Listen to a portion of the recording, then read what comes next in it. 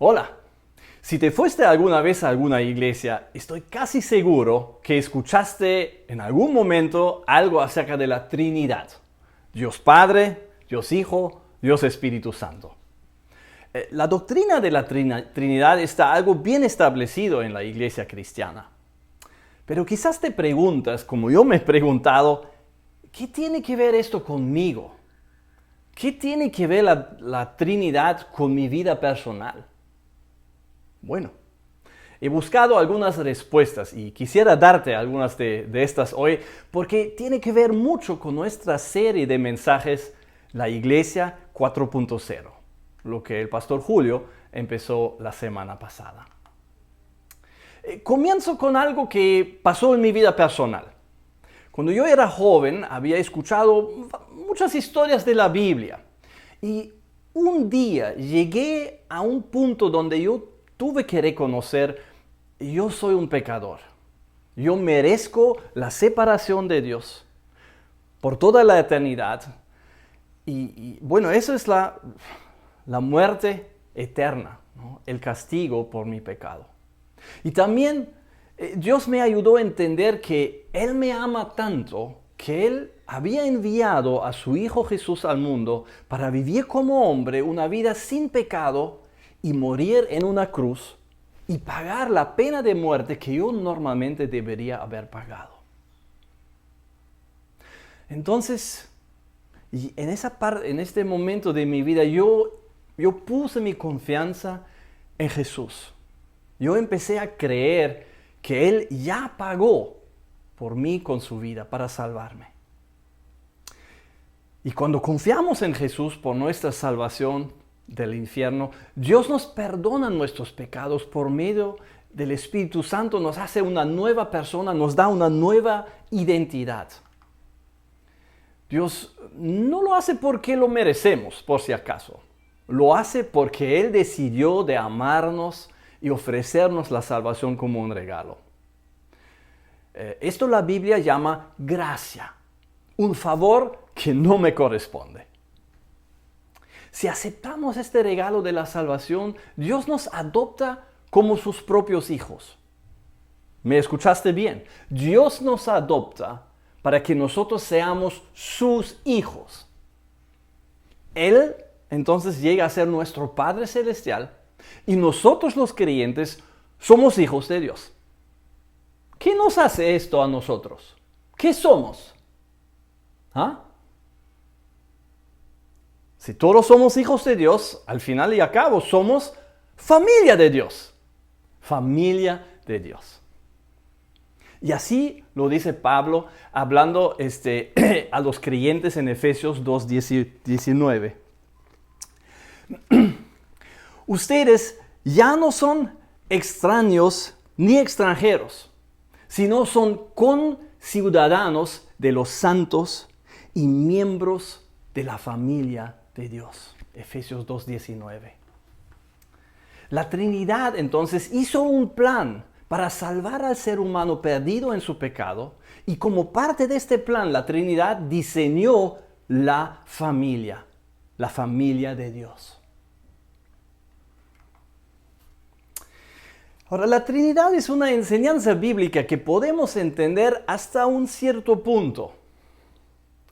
Porque la Trinidad, bueno, considerando que nuestro cerebro solamente pesa 1,5 kilos y nosotros tenemos que reconocer nuestras limitaciones en querer entender al diseñador del universo, al Dios que es dueño del universo, que existe eternamente, que tiene todo el poder, que está por todo lugar.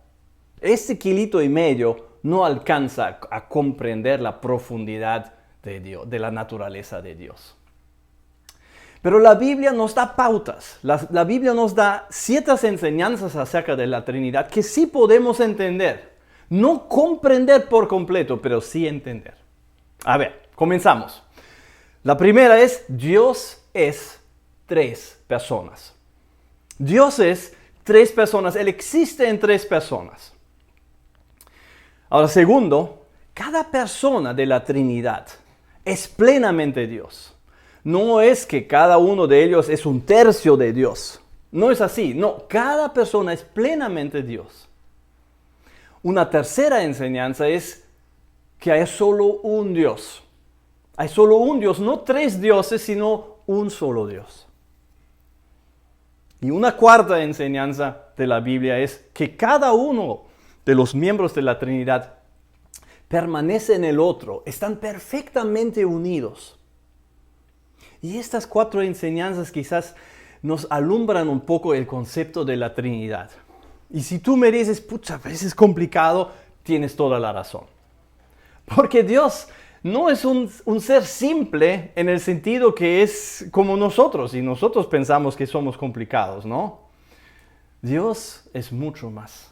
Dios es mucho más profundo, mucho más ancho, mucho más sofisticado que nosotros podemos imaginar con nuestros pequeños cerebros.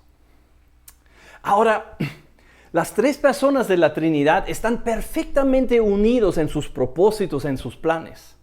Y a la vez dividen las responsabilidades entre ellos.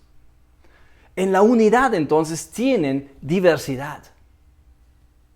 La Trinidad, en muchas maneras, es un modelo para la familia de Dios, donde también hay diversidad en la unidad. Las relaciones que las personas de la Trinidad tienen entre ellos nos sirven como ejemplo para nosotros quienes somos parte de la familia de Dios. Y de esa forma la Trinidad sí nos puede enseñar algo para nuestra vida diaria. Les leo solamente algunas enseñanzas de la Biblia acerca de estas relaciones en la Trinidad y también con nosotros los creyentes. Es fascinante. Jesús dice, el Padre y yo somos uno. Y acerca de los creyentes, Jesús dice, yo estoy en mi Padre, y ustedes en mí, y yo en ustedes. Y de su Padre otra vez dice, tú me enviaste y has amado a los creyentes tal como me has amado a mí. Y del Espíritu Santo dice, Él me glorifica porque tomará de lo mío y se lo dará a conocer a ustedes los creyentes. Tremendas relaciones extraordinarias en la Trinidad.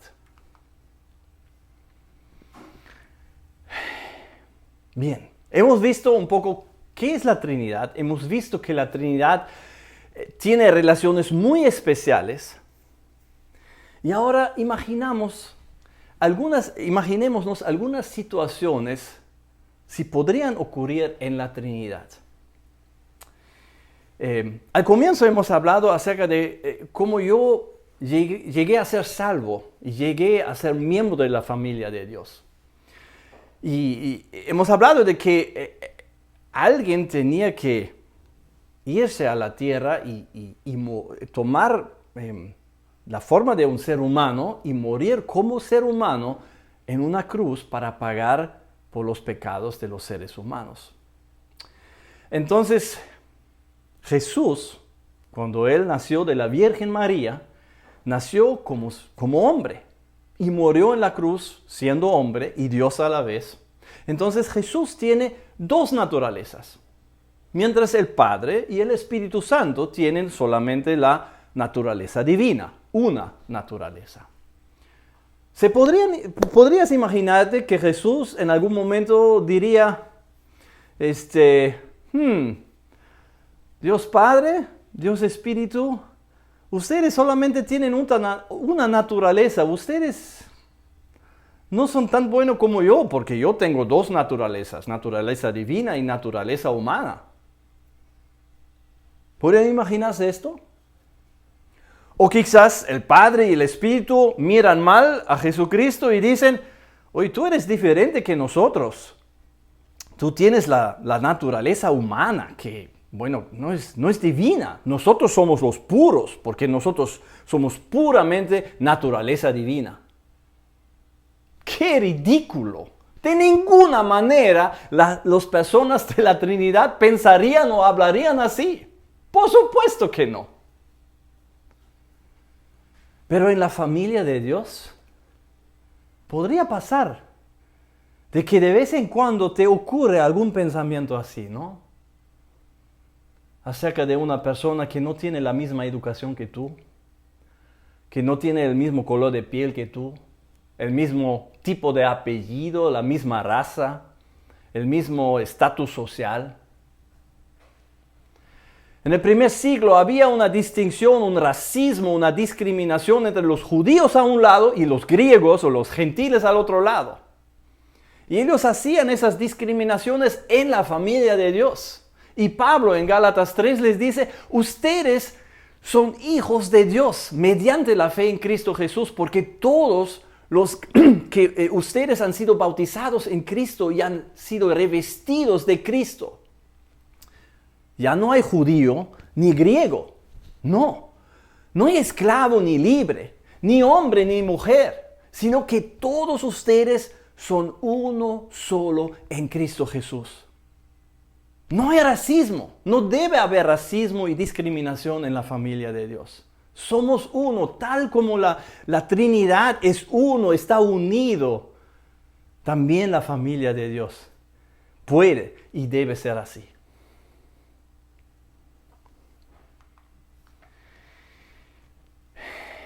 La Biblia describe las relaciones entre la familia de Dios 59 veces con una palabra griega que es bastante especial. Esa es la palabra aleón. Aleón. Aleón se traduce al castellano con 3 palabras. Unos a otros. Unos a otros. O los unos a los otros. Ya tenemos más palabras. Aleón.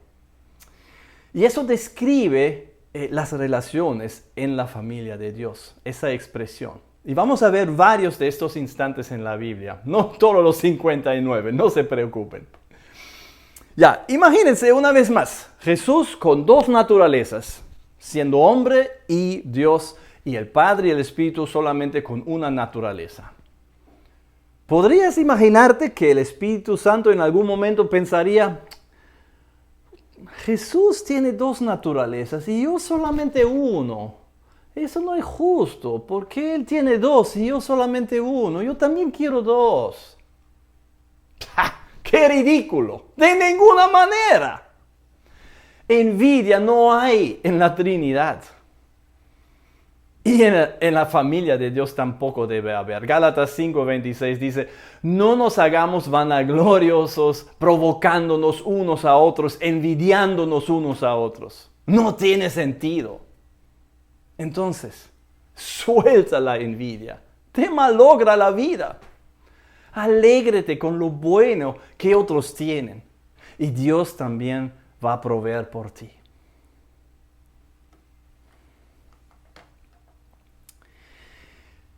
Imagínate, Jesús mintiendo al Padre. O imagínate, el Padre decirle al Espíritu Santo una mentira piadosa. ¡Qué ridículo! De ninguna manera. En la misma manera, en la familia de Dios, Colosenses 3:9, dejen de mentirse los unos a los otros, puesto que ya han desechado el viejo hombre con sus malos hábitos. Dejen de mentirse. No es apropiado. ¿Cómo está tu hablar? ¿Cómo está tu textear? ¿Cómo está tu escribir en las redes sociales? ¿Es verdad lo que dices y escribes? ¿O hay mezcla de mentira? Algo para examinarse a sí mismo.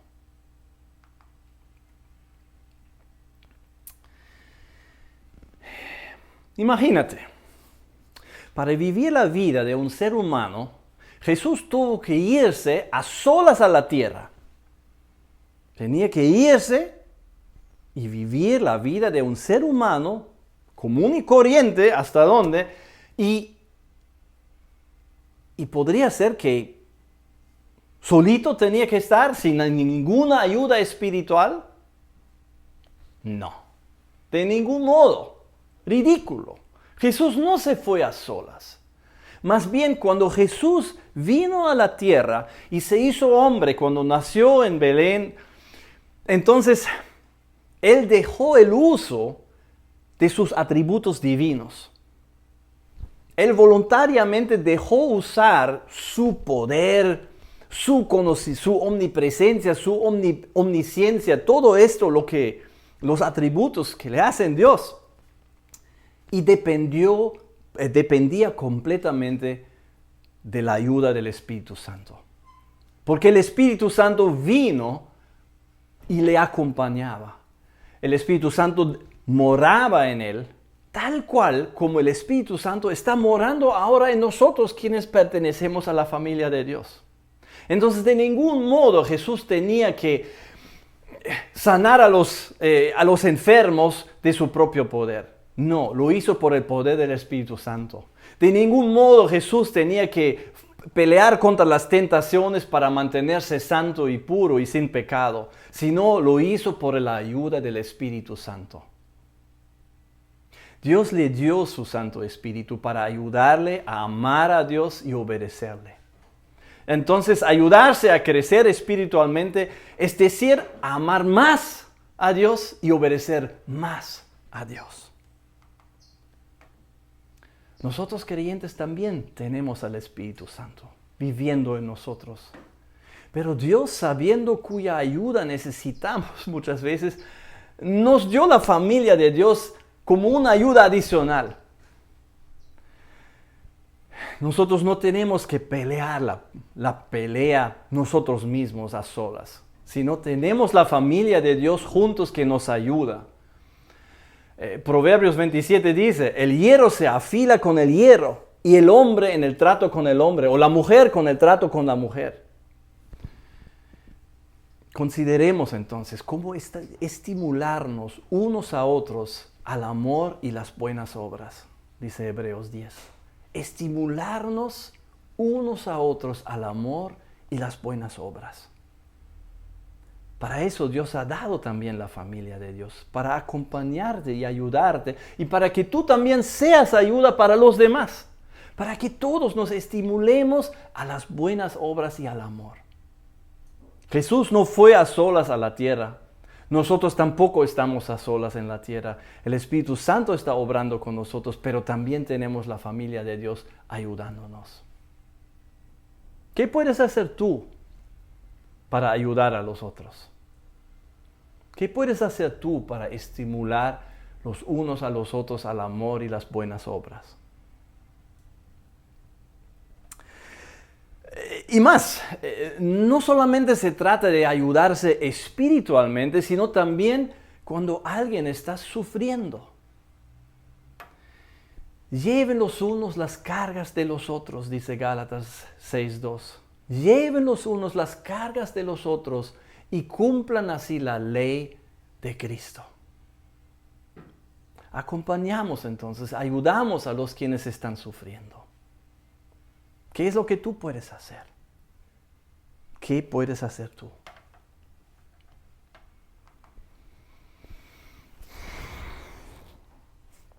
Imagínate, Jesús tenía días muy llenas de trabajo.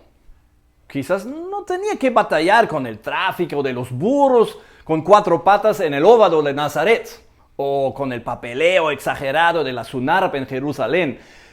Pero Jesús tuvo que dar a comer a 5,000 personas, sanar a los enfermos, predicar el evangelio, caminar a pie 20 kilómetros. Se llenaron sus días del Señor. Seguramente muchas veces no hubo tiempo para orar. ¿No? ¡Qué ridículo! De ninguna manera. Jesús no teniendo tiempo para orar. No pasa. Por supuesto Jesús oraba. Cuando el día fue más lleno, se levantó más temprano entonces para poder orar. En Juan 17 tenemos un ejemplo de una oración de Jesús orando por los que iban a formar la familia de Dios, sus discípulos. Es una oración muy personal, muy íntima, lleno de cuidado por ellos, rebosando de amor por ellos. Léelo una vez, Juan capítulo 17. Y piensan que esa es una oración que Jesús está orando por ti, por nosotros. Y Jesús nos da el modelo para la familia de Dios. Orar por los demás. Santiago 5:16 todavía lo afila un poco más para la situación de COVID. Oren unos por otros para que sean sanados. ¿Qué puedes hacer tú? ¿Quién necesita tu oración? Quizás sería bueno de tener una lista con nombres por quienes estás orando. Quizás puedes irte al chat de la iglesia porque ahí siempre hay motivos de oración y también hay respuestas a la oración cuando escuchamos cómo Dios ha respondido a nuestras oraciones. ¿Sería posible que tú llames a una persona y le pides, ¿podrías orar por mí, por favor? Yo también voy a orar por ti. ¿Sería posible? Yo creo que sí. Porque para eso somos familia de Dios. Imagínate una discusión en la Trinidad. Ahí están sentados en la mesa de conferencia. Están planificando la redención, la salvación de la humanidad. Y algunas preguntas que están en la mesa es, ¿quién va a la tierra para morir en la cruz? ¿Voluntarios? ¿Quién va a ayudarle a la persona quien va a la tierra para morir, para vivir sin pecado en la tierra? ¿Quién va a irse para acompañarle? ¿Voluntarios? ¿Y quién va a irse a vivir en los creyentes para transformarles y darles poder? Y habían estos ruidos nomás en la mesa y nada más. Y nadie levantó la mano para ser voluntario para trabajar en estos trabajos. ¿Se pueden imaginar esto? ¿Ah? Ridículo, de ninguna manera. En la Trinidad las decisiones eran fáciles. Cada uno ocupando un lugar, cada uno tocando su rol, haciendo su parte para salvar a la humanidad. Trabajar para el bien de los demás. Y eso es la imagen que Dios en la Trinidad nos da a nosotros como familia de Dios. 1 Pedro 4:10.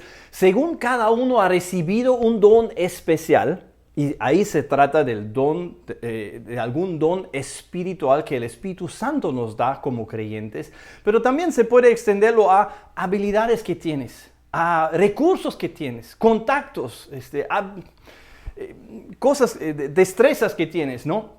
Entonces, según cada uno ha recibido un don especial, úselo sirviéndose los unos a los otros, como buenos administradores de la multiforme gracia de Dios.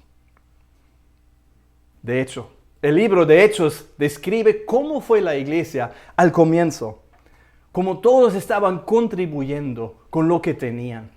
Todos los creyentes eran de un solo sentir y pensar. Nadie consideraba suya ninguna de sus posesiones, sino que las compartían.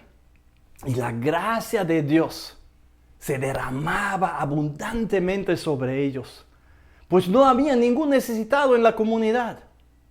Hechos 4. Y en Hechos 2, casi lo mismo. Así fue la familia de Dios. ¿Qué es lo que tú puedes hacer para vivir familia de Dios?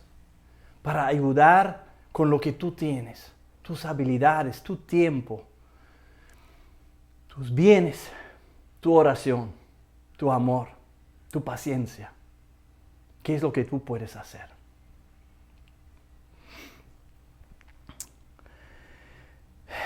Bueno, les prometí que no iba a darles todos los 59 de los aleones de los unos a otros. Y ahí voy a terminar con estos unos a otros. Pero quizás ya te está poniendo otra pregunta. ¿Cómo podemos hacer todo esto?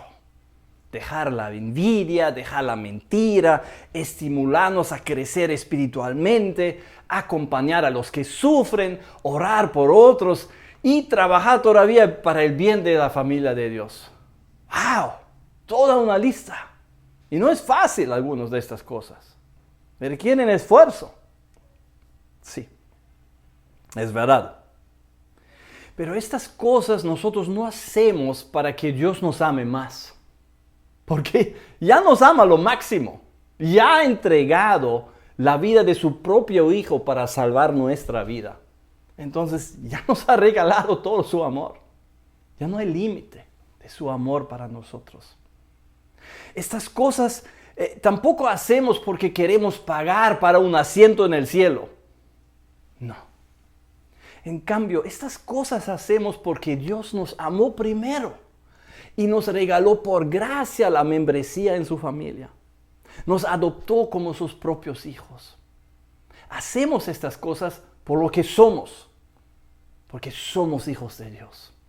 Y porque los miembros de la familia de Dios actúan en formas diferentes que la gente fuera de la familia de Dios. Por eso lo hacemos y eso nos da el poder de hacerlo, porque Jesús ha enviado su Espíritu Santo para obrar en nosotros y ayudarnos tal cual como el Espíritu Santo obró en él cuando vivía en la tierra. Y nos ha dado la familia de Dios para ayudarnos también. Para concluir, nosotros en la iglesia IDC queremos ser una comunidad cristiana centrada en este evangelio de la gracia. Comunidad cristiana, familia de Dios en otras palabras. Porque de la Trinidad nos da su gracia y su amor. Y la Trinidad misma diseñó esta comunidad cristiana, esta familia de Dios. Entonces, ¿qué es lo que tú puedes hacer donde Dios te ha puesto? ¿Quién necesita tus oraciones? ¿A quién puedes acompañar tú en su sufrimiento? ¿A quién puedes llamar o textear hoy para animarle? ¿A quién puedes discipular o mentorear para ayudarle en su crecimiento espiritual? ¿Qué son los dones o habilidades o contactos que tú puedes utilizar para el bien del resto de la familia de Dios? ¿Cómo puedes servir tú en los diferentes ministerios de la iglesia? ¿Qué son los recursos que tienes que pueden ser de bendición para un hijo de Dios que está pasando necesidad? ¿Para quién puedes cocinar algo o enviar una comidita? ¿A quién puedes ayudar con tus contactos para conseguir un trabajo o conseguir más trabajo durante estos tiempos difíciles? Y muchas otras cosas. Y estoy seguro que el Espíritu Santo te va a tocar el corazón para que tú sepas qué es la cosa que Dios espere que tú contribuyas a la familia de Dios, siguiendo el buen ejemplo de la Trinidad. Somos la familia de Dios, diseñado por la Trinidad, entonces sigamos el ejemplo de la Trinidad, haciendo las prácticas de los unos a los otros. Y la gracia de Dios estará con nosotros siempre. Amén.